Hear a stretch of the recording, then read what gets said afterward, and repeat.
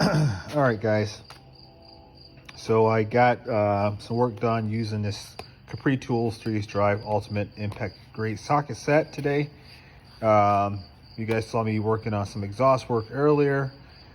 Decided to work on the 72 C10. I'll show you guys what we did on that. But we went through a few. You can kind of see which ones we've used, which ones we didn't. We put these obviously on the impact gun and we ran them as hard as we possibly could.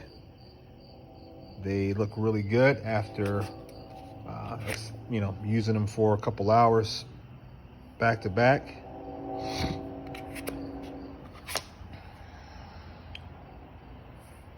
I mean, that doesn't tell you a whole lot other than you didn't break one right off the bat.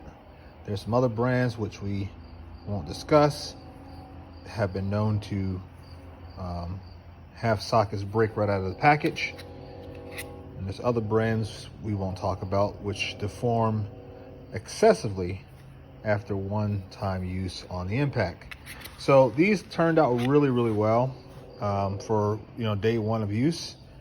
We've got more than enough opportunity to use them. I think I'm going to use this. I'm going to use every socket in this. Well, I'm not going to use every socket, but I'm going to rebuild the 72 C10 using sockets only from this case. Now, if it's something that requires a 1/2-inch drive, then we're going to have to default. But otherwise, if it's 3/8 drive, we're going to be using it for here. So I'll show you guys real quick what we did with the C10 stuff. We got the fuel tank taken out. We got the seat taken out. Look underneath the hood real quick. We start tearing out all of the, well, I guess I'll show you that pile of stuff here. That's all the stuff we took out. What you see is what we have left for the moment. We're going to power wash it, get it all cleaned up, and then there'll be some more cutting and removing of things as well. But I can't necessarily get to all the bolts because there's so much oil underneath here. I don't know, whatever engine was in this truck before, it did not do very well because it leaked really badly. So but we got good bones underneath the hood. We don't have a lot of major concerns. I think the only thing I saw was one of these wheel wells, yeah, right here had a bunch of rot. But otherwise it's pretty good, pretty solid. I can't complain, but look at all that oil, my God.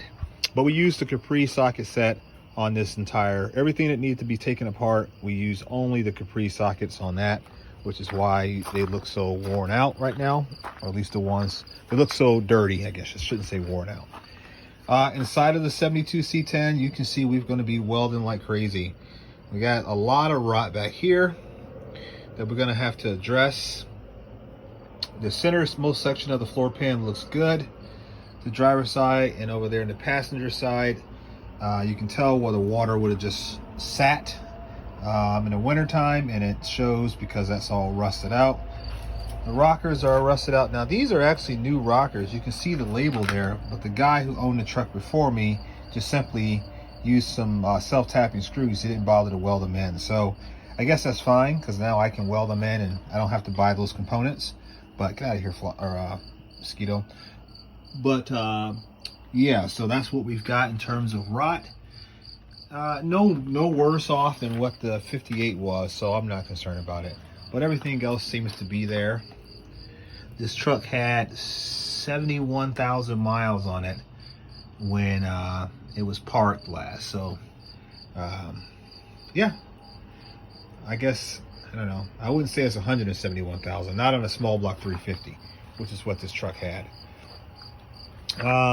For some people, I know they like to know what the trucks were equipped with. I'll show anybody who's interested in the tag.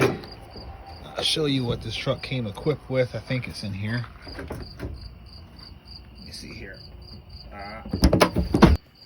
Sorry, hit the button. There you go. You can see the Mises, what they did in there as well, little bastards. But this is what the truck was equipped with.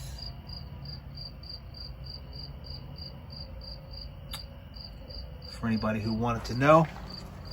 So yeah, that's that.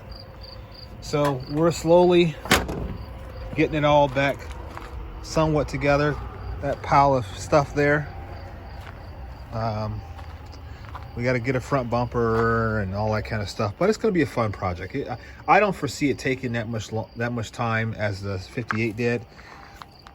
I think, you know, because we build patina trucks around here, it makes life a lot easier. So all we got to do is just get everything welded up. That's going to be the biggest amount of work that we're going to have to do. So let me get everything closed up for tonight. Come on, hood. And then I'm actually going to put some, I must have caught something in there. Sure did. Oh no, I didn't want to do that. Yeah, about bent the hood.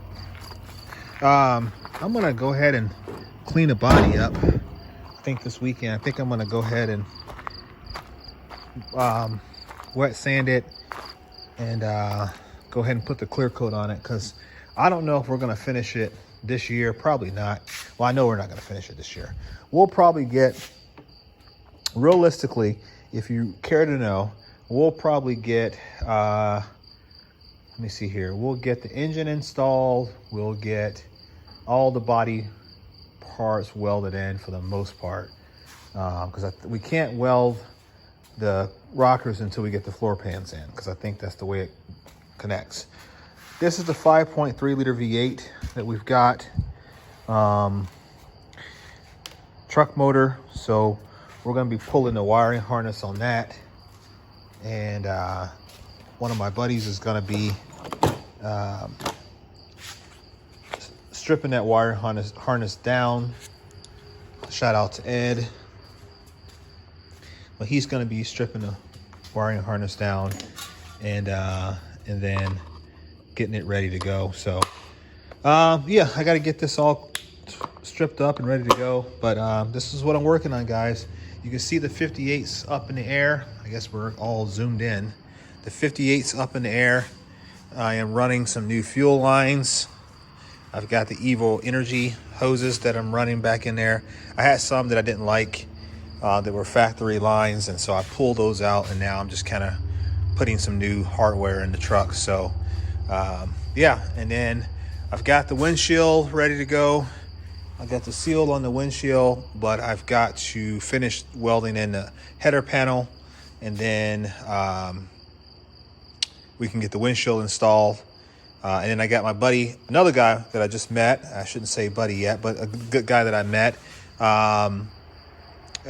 He is going to be doing exhaust this weekend. So if you saw my Instagram, you would have saw my truck on the trailer. And we took it out there and realized that we couldn't get it done that day because we needed some more stuff. So we think we've worked that problem out. So now we're going to be going back out there again on Saturday. And we're going to drop this off, and I'm going to give him a hand. And we're going to see if we can get the exhaust done up on this truck. So, but that's all I got for tonight, guys. Hope you liked the video. Make sure that you are subscribed to the YouTube channel, because as you see, we got one truck ready to rock and roll. We're only going to get a little bit of riding time out of this once we get it all done, the 58, and then we'll be parking it for the year. And then we'll be working on the 72 throughout the fall and the winter months. So, all right, guys, I'll catch you in the next one. Peace.